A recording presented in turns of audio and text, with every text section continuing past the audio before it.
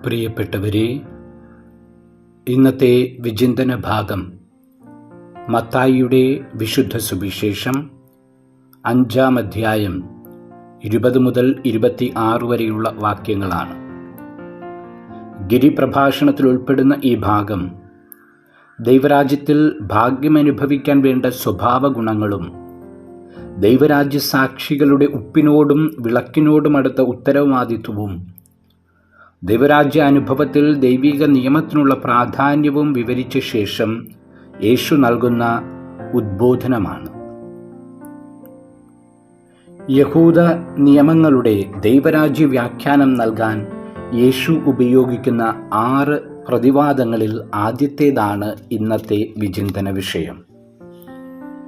ഈ വിചിന്തന ഭാഗത്തിലെ ആദ്യ വാക്യം 5-ാം അധ്യായം 20-ാം വാക്യം, നിങ്ങളുടെ നീതി നിയമജ്ഞരുടെയും ഫരിസേയരുടെയും നീതിയെ കവിഞ്ഞു നിൽക്കുന്നില്ലെങ്കിൽ നിങ്ങൾ ഒരിക്കലും സ്വർഗത്തിൽ പ്രവേശിക്കുകയില്ല എന്നത് തുടർന്നു വരുന്ന 6 പ്രതിവാദങ്ങൾക്കുമുള്ള പ്രവേശികയാണ്.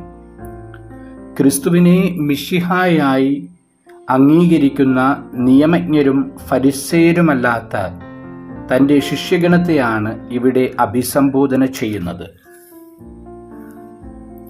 അവർക്ക് സ്വർഗരാജ്യത്തിൽ പ്രവേശിക്കണമെങ്കിൽ നിയമജ്ഞരുടെയും ഫരിസേയരുടെയും നീതിബോധത്തെക്കാൾ അവരുടെ നീതിബോധം ആഴപ്പെടണം. അതിന് സഹായകരമാകുന്ന 6 ഉദാഹരണങ്ങളാണ് തുടർന്നു വരുന്നത്.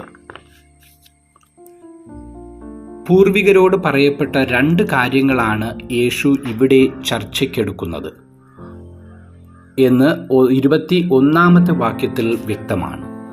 ഒന്ന്, പുറപ്പാട് പുസ്തകം 20-ാം അധ്യായം 13-ാം വാക്യത്തിലും നിയമാവർത്തന പുസ്തകം 5-ാം അധ്യായം 17-ാം വാക്യത്തിലും കാണപ്പെടുന്ന കൊല്ലരുത് എന്ന ദൈവിക പ്രമാണമാണ്. 2, അതിന് റബ്ബി പാരമ്പര്യം നൽകുന്ന വ്യാഖ്യാനവും ശിക്ഷാരീതിയുമാണ്. കൊല്ലുന്നവൻ ന്യായവിധിക്ക് വിധേയനാകും എന്ന പാരമ്പര്യ നടപടി. 22-ാം വാക്യത്തിൽ ഈ കൽപ്പനയ്ക്ക് യേശു നൽകുന്ന ദൈവരാജ്യ വ്യാഖ്യാനമാണ് ഉൾച്ചേർത്തിരിക്കുന്നത്.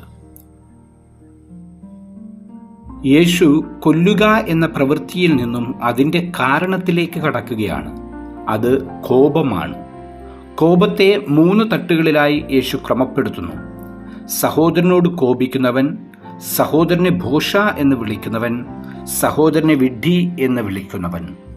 ഇവർക്ക് നൽകപ്പെടുന്ന ശിക്ഷ നിരീക്ഷണാർഹമാണ്. ആദ്യത്തെയാൾ ന്യായവിധിക്ക് വിധേയനാകും. 2-ാമത്തെയാൾ ന്യായാധിപ സംഘത്തിന് മുമ്പിൽ നിൽക്കും. 3-ാമത്തെയാൾ നരകാഗ്നിക്ക് വിധേയനാകും. ന്യായവിധി എന്നത് അന്ത്യവിധിയാണെന്നും ന്യായാധിപ സംഘം എന്നത് ദൈവിക ന്യായവിസ്താരമാണെന്നും നരകം തിന്മയുടെ ആത്യന്തിക ഫലമാണെന്നും വ്യാഖ്യാനിക്കാം.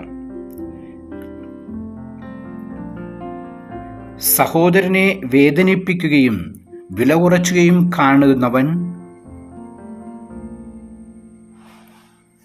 മാനസികമായി ശിക്ഷിക്കപ്പെടും എന്നതിനേക്കാൾ ദൈവികമായി ശിക്ഷിക്കപ്പെടും എന്നാണ് യേശു വ്യക്തമാക്കുന്നത്. 23-ഉം 24-ഉം വാക്യങ്ങൾ വ്യക്തമാക്കുന്നത് ദൈവിക ആരാധന പോലെ തന്നെ പ്രധാനപ്പെട്ടതാണ് സഹോദരനുമായി രമ്യപ്പെടുക എന്നത്. നമ്മുടെ ആരാധന സ്വീകാര്യമാകണമെങ്കിൽ നമ്മുടെ ബന്ധങ്ങൾ ആർദ്രമാകേണ്ടതാണ്. യേശുവിൻ്റെ ഈ പ്രസ്താവന തീർച്ചയായും ഉൽപ്പത്തി 4-ാം അധ്യായത്തിലെ കായീൻ്റെയും ആബേലിൻ്റെയും സംഭവത്തെ ഓർമ്മിപ്പിക്കുന്നു.